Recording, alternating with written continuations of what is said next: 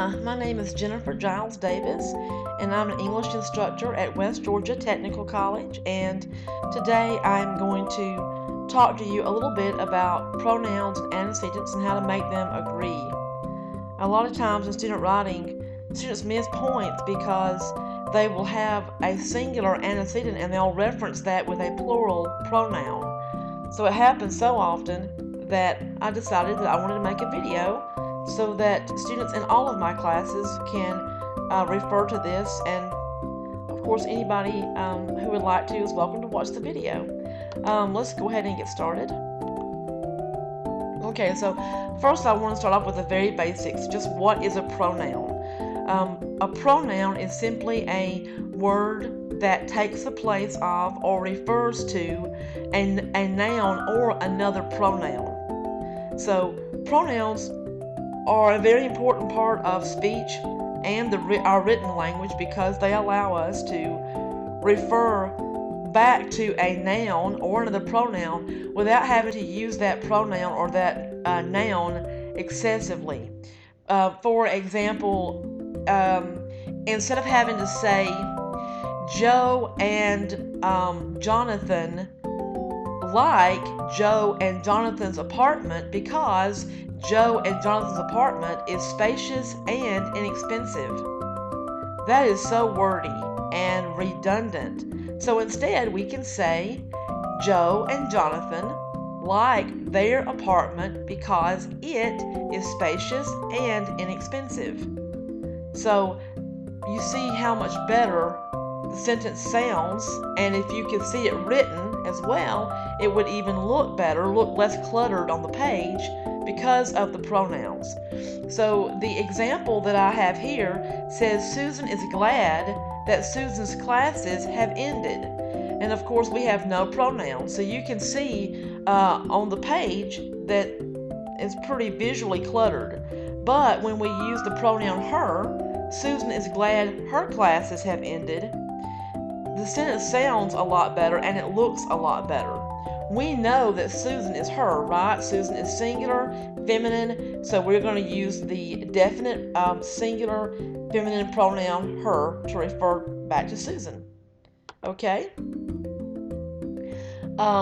Let's look at another couple of sentences here. Bill and Jacob have prepared for their camping trip. Okay, so see if you can find the pronoun and the antecedent in each of these two sentences. Mom said she is ready for Christmas. Okay, do you have it? We're going to look at them on the next slide and check and see what you put. Okay, so if you indicated or you chose their as the pronoun and Bill and Jacob as the antecedent, then you are correct. Interestingly, Bill is singular and Jacob is singular, masculine, both Bill and Jacob, singular, masculine. But because we have the conjunction and joining Bill and Jacob, that requires us to use a plural pronoun to reference Bill and Jacob. So that's pretty easy. Good job. And the next one, Mom said she is ready for Christmas. So if you chose she as the pronoun and Mom as the antecedent, then that's correct because Mom is singular feminine. So we're going to use a singular feminine pronoun, she, to refer back to Mom. All right? So pronouns have to agree in two areas. They have to agree in number and gender. And I always tell my classes when I teach grammar, I always say pronouns and antecedents have to agree in number first and then in gender. In other words, if you've got a plural antecedent, you have to have a plural pronoun. And so you're not interested in gender at all. No matter if it's people or cars or pens or dogs or ants or turtles, if it's more than one, it's going to be they or their. You're not interested in the gender. But if you have only one person, you have only one horse, one house, one car, then you refer to it according to its gender.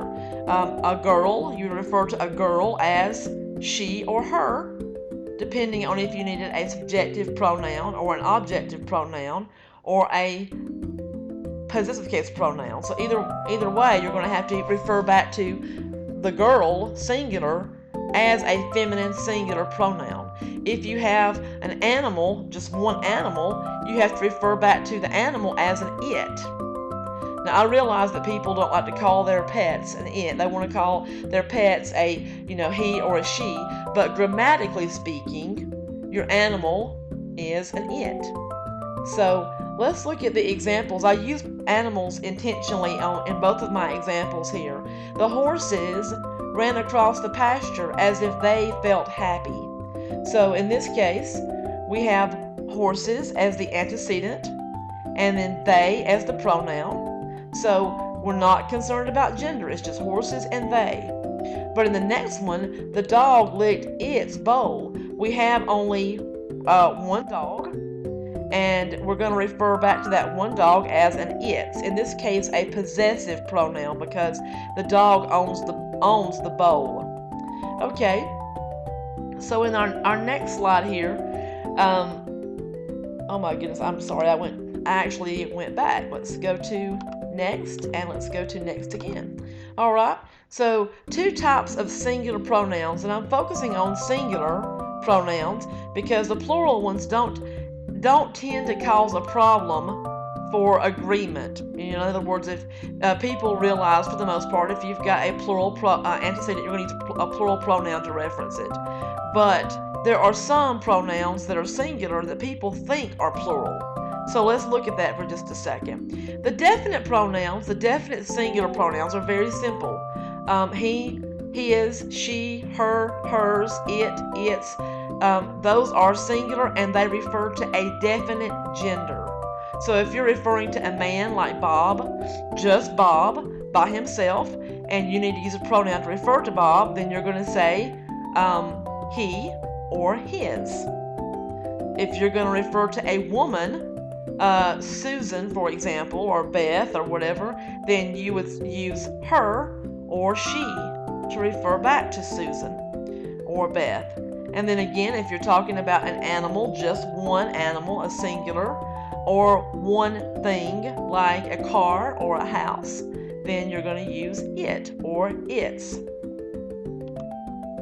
Okay, the problem, however, is not with the definite pronoun generally speaking. It's with the singular indefinite pronoun that causes the problems for people. So words like everyone and everybody, someone, somebody, those are the ones that give people fits. Those are called indefinite pronouns. They're singular indefinite pronouns because they can refer to men or women, but they're referring to just one of a group made up of both men and women, or that could be made up of men and women. So the example that I give here is every one of the police officers had to take his or her car in for quarterly maintenance. So everyone is singular, even though people think of it as a plural. Just like everybody, people think of that as a plural word, but it's really a singular. I had a college professor, a grammar professor, who said to me, Jennifer, put the word single between those indefinite pronouns. So every single one, every single body, and that will remind you that you have to have a singular pronoun to reference them. So everyone had to take his or her. The reason we're using his or her and not just his is because women also make up part of the police force. So unless you're in a county or a city somewhere where they have that has only men in it or only women in it, you would have to say his or her. So here's a list of indefinite singular pronouns. Anybody, anything, anyone, everyone, everybody, everything, nobody, no one, somebody, someone, something, none, and nothing. So again, my professor from the university would have said to say any single body, any single thing, any single one, every single one, every single body, every single thing. So no single body, no single one. And that really did help me a lot. I had a very difficult time because, when we speak, we say things like this. Everybody needs to bring their book to class. Well, everybody, if we can remember in our minds, everybody, every single body needs to bring his or her book to class. And we're using his or her because both men and women attend classes, or boys and girls attend classes in the same classroom.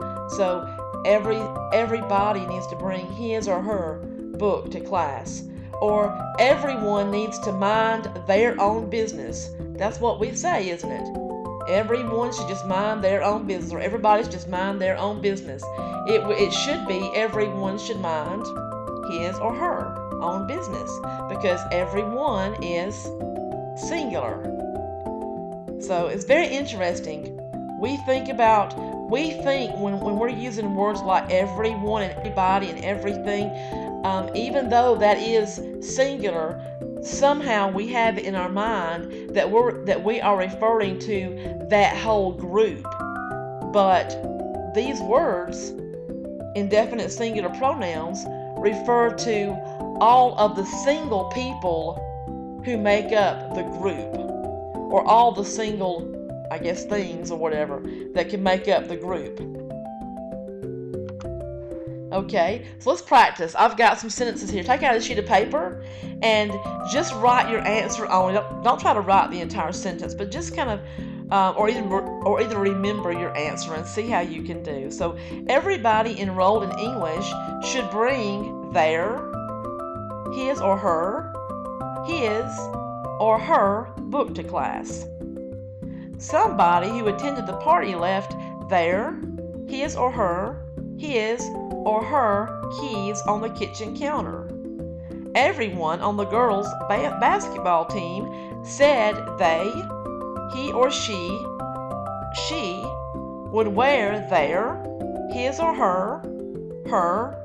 his new jersey for pictures. No one I know says he or she has tried turtle meat. So let's check your answers. I have got a page dedicated, or a slide dedicated to each one of the questions, or the sentences with an explanation. So everybody enrolled in English should bring his or her book to class. Most people would say their, but now everybody is like saying every single body. It's just one. Okay, so that is going to eliminate right off the bat there. So everybody enrolled in English should bring, and we're using his or her because both men and women can be enrolled in English class. Somebody who attended the party left his or her keys on the kitchen counter. Again, somebody is singular, so that is going to eliminate their right from the start. And then we're going to say his or her because both men and women attend parties. Everyone on the girls' basketball team said she would wear her new jersey for pictures. So in this case, everyone is singular, so that will eliminate they right from the start, and we're not going to use he or she because we're looking at a girls' basketball team. And then again, we're going to use her because, again, we're referring back to a girl, each single girl. So, finally, no one I know says he or she has tried turtle meat. And again, in this case, no one is singular, no single one. So we're not going to use they because they refers to a plural antecedent.